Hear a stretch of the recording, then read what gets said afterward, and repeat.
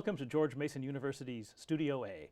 My name is Rick Davis, and today our guest is Patricia Hess, who has worked in a variety of capacities on a number of films such as JFK, Eagle Eye, and Night at the Museum Battle of the Smithsonian. Please welcome Patty Hess. Thank you so much for being with us today. Thanks for having me. So tell us a little bit about how you got involved in the film industry. I liken it to the circus came to town and I joined the circus. I went to the University of Arizona in Tucson, and I was a general fine arts major, and I didn't really particularly know what I wanted to do. And I was working at a university TV station, not unlike this, KUAT at the U of A. It's a PBS station. And a director there was helping produce with his girlfriend, Leslie Marmon Silko, who's a Native American fiction writer, a small film that was to be produced on reservation. And they had asked me to take care of their horses for them while they were gone for the summer, and that was back in 1980, a long time ago. And kind of at the last minute, they realized that I was interested in production and asked me if I would come work on the movie rather than take care of the horses, and they got someone else to feed. And off I went to New Mexico and lived on the reservation, and Wow. We were there all summer. And it was really at the end of that experience that it clicked. That's what I was going to do. And so being in the right place at the right time, as it were. Yeah, it really was. And the right place being Tucson, Arizona, go figure. of all places. Yeah, that's terrific. So, and when you say general fine arts major, were you studying painting or theater? name or it. anything? All of it. And you know, I threw in a little anthropology and archaeology, you know, for good measure. Excellent. And anything, French literature, anything I could, you know, get my hands on. And it was just really, I had gone there to study architecture, and I quickly, you know, within my freshman year decided that was not the avenue I was going to pursue.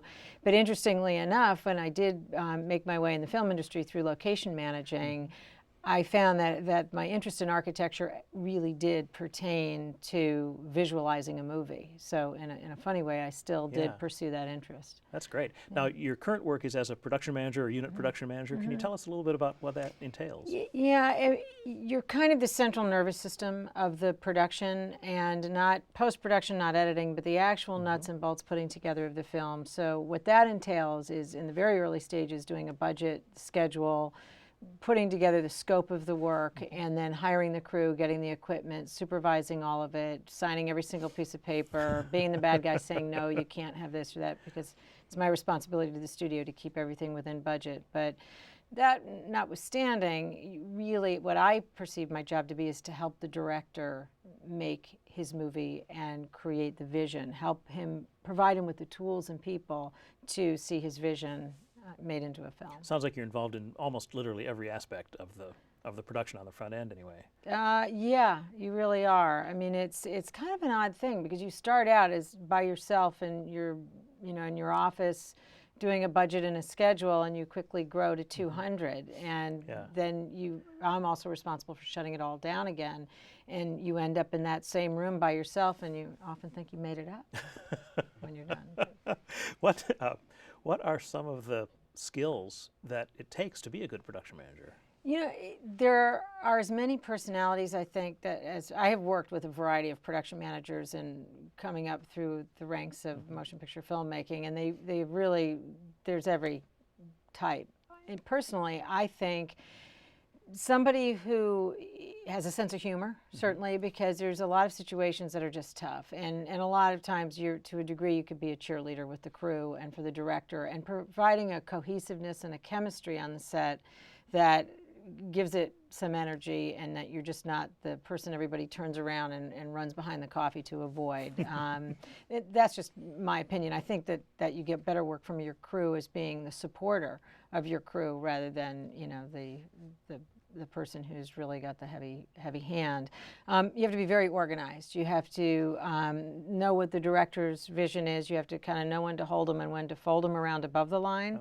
You have to pick your battles. Above the line for? Above the line is director, producer, actors, and then below the line is you know, the rank and file of the crew. And you really have to be politically correct and pick and choose when you're fighting one battle or not, or when you're supporting certain ideas or not. So it takes a certain amount of skill, and that comes with experience, and certainly a head for being able to estimate and budget and schedule, and thinking on your feet and being very resourceful, I would say, is another. Did you learn a lot of that on the job, just coming up through the ranks, or? Yeah, honestly, I think waitressing in college was really, it's amazing because you have to multitask. Right. You have to deal with the customers. You have to deal with the cranky chef. To a degree, there's a certain amount of creativity to it. So I think learning in the trenches. I started as a craft service person making coffee on the very first movie I worked on in New York. So that really is, that's... Oh, no, it is the proverbial, Right. I started at the bottom. And I did the earn while you learn. And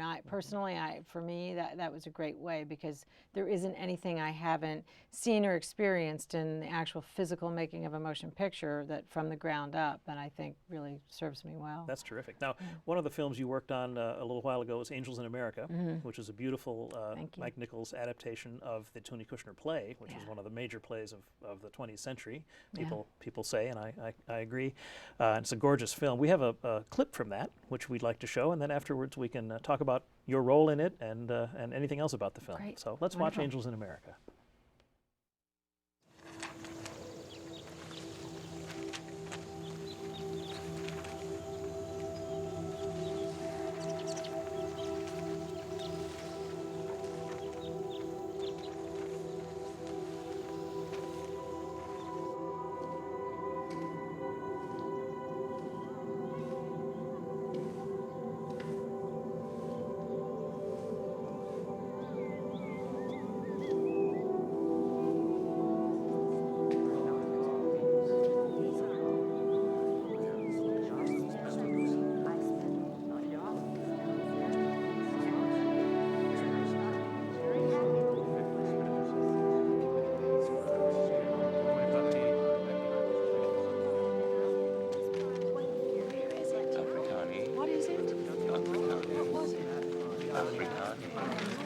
I saw it. I saw it. It was there.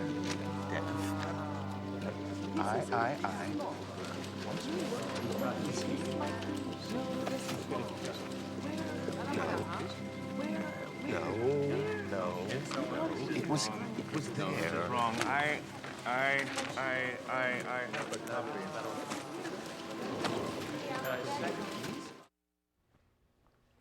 Really stunning imagery and some famous faces, although somewhat disguised in that shot. Really an all-star cast in that film. Can you tell us a little bit about your work and how you contributed to what we just saw? Yeah, it was good to see them all again. Well, that was shot at Hadrian's Villa in Tivoli, outside of Rome. And to work there is really just an awesome experience because it was built, Hadrian was an emperor of Rome, built it in 100 AD. And it was funny because the Italian crew, thought nothing of wheeling ballasts across these mosaic floors, and my heart was in my throat the entire time. But it was an extremely long film because it was 2 parts. It was 6 hours, and I did both, and most of it was done in New York, and that particular portion we did in Italy. And it was a labor of love.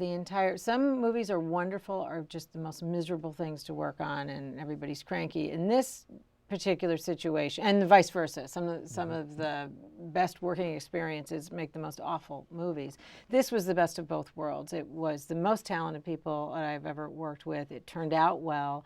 It was a long job. I was on that for about 2 years, so it was gainful employment. And I oversaw every bit of it, from everything in New York through we had a counterpart in Rome, Panorama Films, that oversaw the nuts and bolts of the Italian portion, but I went over there and kind of dovetailed in with them. So it was extraordinary. I mean, it was like being entertained every single day to walk out onto the sound stage and, watch Meryl Streep or Jeffrey Wright, do their work was absolutely extraordinary. And you were responsible for everybody getting there and being there and...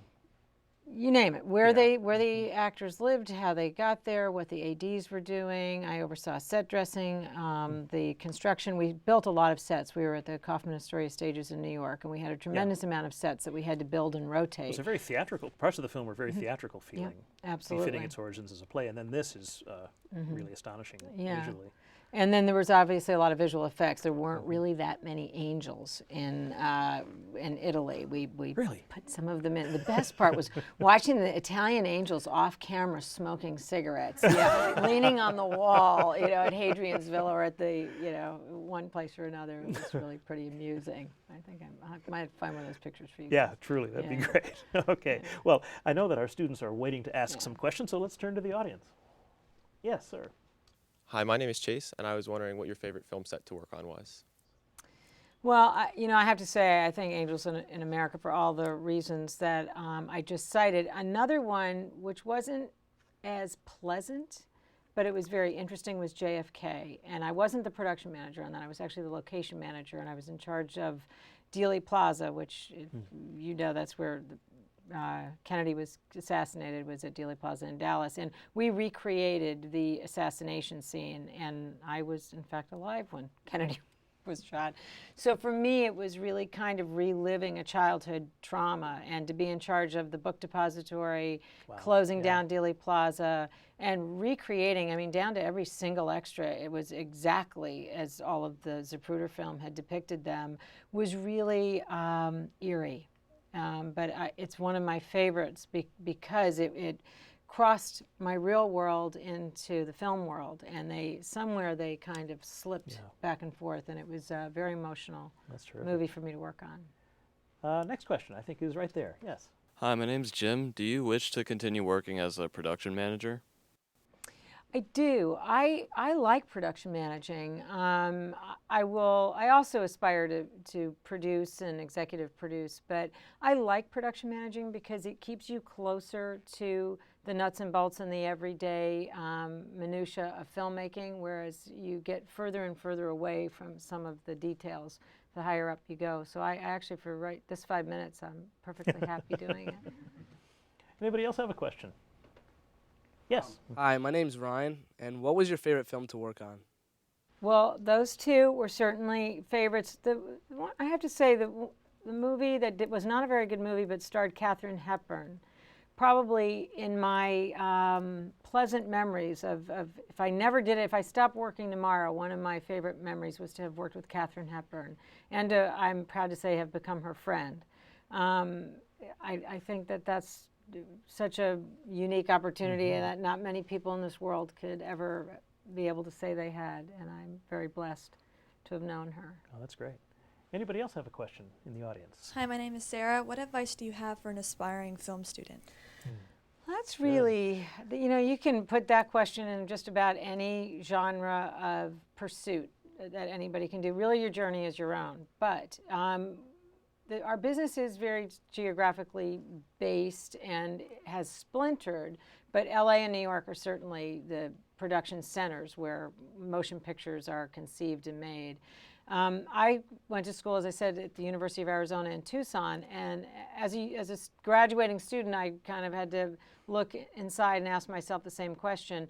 And the conclusion I came to for my own set of reasons was that I wanted, if I was going to pursue a career in film production, I wanted to learn from absolutely the very best directors I could work with. They weren't in Tucson. So that meant LA or New York, and I preferred New York. And so I went to New York and was able to work with Marty Scorsese and Oliver Stone and Mike Nichols and Robert Benton and Anthony Harvey, and those kinds of teachers are priceless. And so it was worth the 20-some years that I spent in New York to be able to work with those kinds of directors and really learn the craft from them. So my advice would be to go to where you'll learn the most about filmmaking. Terrific. Any more questions from the audience? Yes. Hi, my name is Laurel. Who have been some of your favorite actors to work with? Well, boy, I'm lucky. I've got a slew of them. Certainly Al Pacino is remarkable to watch. I mean, you don't even know where it comes from, that kind of talent. Edward Woodward, who just passed away this week, I worked on a TV show called The Equalizer, and he was just an extraordinary British theater-trained guy, an actor's actor, and just a very, very pleasant gentleman. Jack Lemmon was absolutely wonderful, and a ton of stories. He had a tip jar and a piano on the set, and he would play for the crew while they rigged and lit, and we would put tips in his jar, and he was just good fun and good to be around.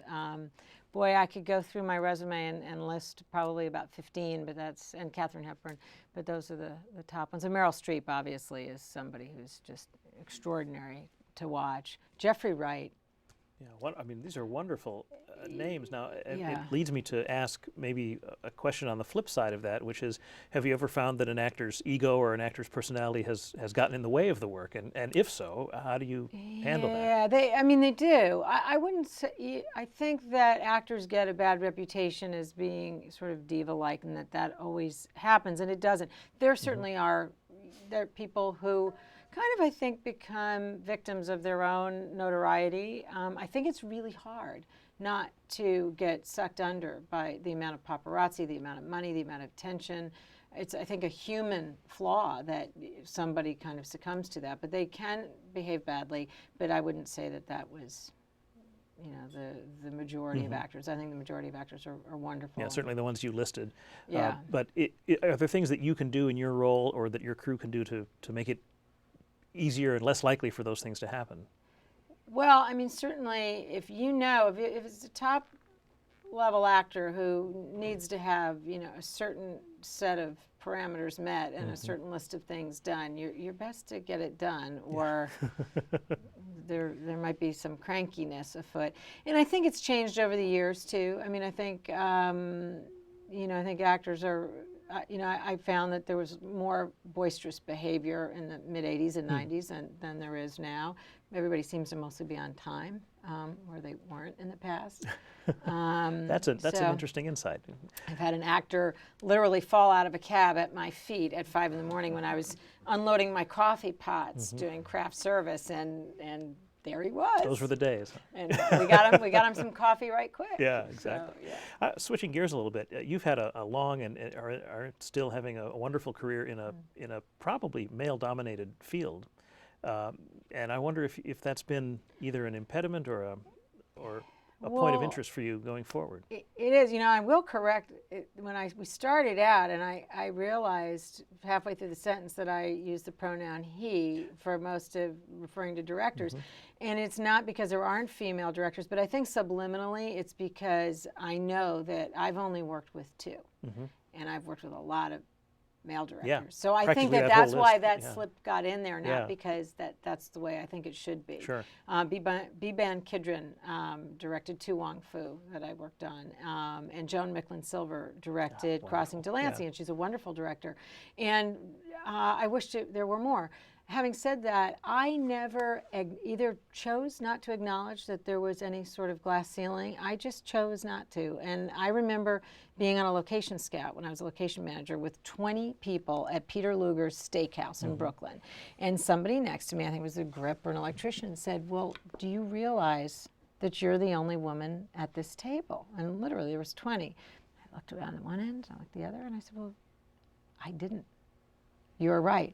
And that's just me and my makeup. I just chose for it not to be an obstacle, and it hasn't. But I was born at the right time, because just ahead of me, there were very courageous women kind of parting the ways. And when I first started out, there were no women production managers at all. Yeah. Maybe one, and a lot has changed. They're almost mostly women now, production managers that I know. And that actually leads me to wonder, and this is sort of an eternal question in our society now, the whole work-family balancing act. You have a family and you have a thriving career. How do you put the two together? A lot of compromise and choices, and they were very consciously drawn choices. I examined other women who are very successful and very happy, and I don't cast any judgment that they did or didn't make the choices they made, but they weren't the choices I wanted to make. So I realized I needed to make a conscious choice of where we were going to raise our family, and so I work at home. I don't go on the road unless I get permission from my 11 and 9-year-olds, and I recently did Percy Jackson in Nashville and came home on weekends, and they came down to see me, and I'm very strict with myself about that. It's hard. I had to turn down John Adams twice, and that was very hard, but it was a compromise that I needed to make for my family and ultimately for myself. Well, we have another piece of film here. It's not anything like John Adams. This is Night at the Museum, Battle of the Smithsonian, which you fairly recently worked on, actually. Let's take a look at this trailer, actually, and then we'll talk about that.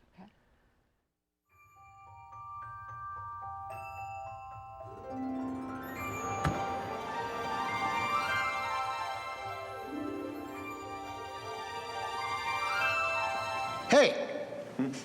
What are you doing? You're moving in with some ITT, bro. ITT? It's intent to touch, homie. I'm sorry, last time I checked, I thought we lived in a free country, so. No, we don't. No? It's the United States of don't touch that thing right in front of you. So you're saying I can't touch You can't it, remember right? from I 4 can't do seconds ago. this, right? I'm not allowed to do that? I'm gonna hit you with a flashlight. Oh, now you are threatening me. Don't touch it. Don't touch me with that. You wanna see what happens when I do it one more time? Let's see what happens. Watch you do nothing. Let's watch you do nothing when I do this. I've seen things you cannot imagine. Like what kind of stuff? Good to see you, lad. It ain't Mr. Big in the britches himself. This is the Smithsonian. This is the big leagues. I have come back to life. Yeah, no, I heard that. I got that. Welcome back.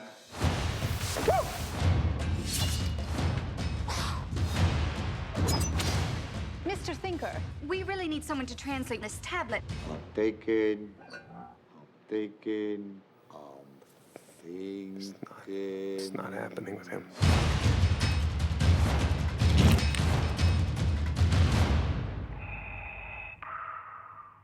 Is that you breathing?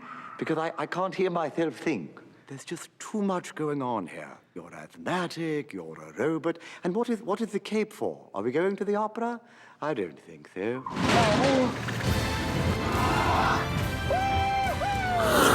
know, can't all be Einstein. I am, we are, he is, you are, me too. And that's the way, we like it.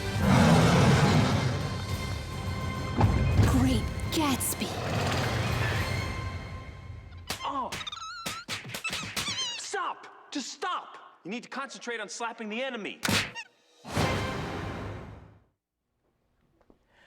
Okay, now that's one of those trailers that is so great. Is the movie as good as the trailer? It's so fantastic. I guess that's, all a matter of opinion. Yeah. I mean, I have to say I really loved the first one because it was all a surprise, but we had a great time making this. They made a lot of it in Canada, where they built the interiors and then they came down to shoot the exteriors in D.C. And we actually shot in the Air and Space Museum as well, which was... very famous anecdotes about that I've heard anyway. Yeah. I mean, just to secure that area for shooting. They were incredibly cooperative, and it was tricky. I mean, that's where Peggy Pridemore, who was the location manager, another one of your guests, and we all had to get really creative because the amount of access we had was limited and the amount of lighting and rigging we had to do was huge. So were you working at night primarily, or day and night, and we were working around enormous graduations that were taking place on the mall. I mean, with thousands of chairs, and then we had thousands of miles of cable, and we shot at the Lincoln Memorial, and so it was really. I think I was up for 36 hours straight at a certain point. Yeah, I was pretty tired, but we had a good time. Can you compare and contrast, a great academic exercise, right? Your work on a film like Night at the Museum versus a film like Angels in America, which seems to have a whole different vibe and a kind of quieter aspect to it. This one, lots of action, lots of visuals, lots of locations. The other one, more interior. Well, I mean, that's the irony of it, because both movies were incredibly challenging. Actually, I would put them in the same category in terms of difficulty, in terms of the amount of things that needed to be done, because all of those sets were built on Angels in America, which is a huge amount of work for me, and to be lit and rigged, and locations and international locations. And the Night at the Museum certainly had its own set of issues, from visual effects to working on the mall and in federal places. So they're both actually equally as hard, even though to the audience, one seems like a quieter drama and the other one's an action-packed scene. For me, it was an equal amount of work. That's interesting, because it's a whole different vibe coming off the screen. A lot happens behind the camera that you never know. So. Yeah. This is a sort of a technical question, or sort of a rights question, as just watching that trailer and seeing all those characters from other films that are obviously other studios and whatever. How does one go about using all those images? Is that a complicated negotiation? Or? Yeah, well, and that, of course, is, different pay scale than mine, but Right. 20th Century Fox, Yeah. who negotiated all of it, cleared that first. You obviously clear the name before it's Smithsonian even and you clear written, those yeah. characters before it even ends up on the page of a script. Yeah. So there's a clearances department also. That You're right, does all that. exactly. Yeah. If you could do anything else other than what you're doing, you mentioned maybe getting into producing, but is there anything else either in or out of film where you see yourself headed? Well, I mean, horses got me into this, Yeah. so horses have always kind of guided me through. So I always have a love for raising them. Most of mine have been rescues and saving them, so there's always that to do. But I love Europe. I loved going to Rome. Anything that would take me really overseas into different cultures, South America and Europe. And just to see different places. So I don't know what that. Somebody recently told me they wanted to run an English bookstore in Provence when they retired from their job, and I thought, well, that would be an interesting thing to go do. It's kind of like how I got into this. I keep an open mind. To me, it's all a big adventure. I didn't plan any of this. It all happened because I put one foot in front of the other one, and I hope the next phase is as big a surprise as all of this has been, because it's been. If you were to manage one of those surprises a little more aggressively, how would you become a producer? I mean, how would that happen? I would do the exact same thing I've done. It's been so much fun. I mean, when I did the career day at my kids' elementary school, I looked all of them in the eye and I said, I have the best job in the world. It's so much fun. And so I don't think I'd change anything. That's great, except horses would have to be involved. Well, they usually are. Exactly. Very good. Well, Patty Hess, thank you so much for being our guest today on Studio. It's been a real pleasure and a real wealth of information. Thank you. I'm Rick Davis. This is Studio A. Thanks for watching.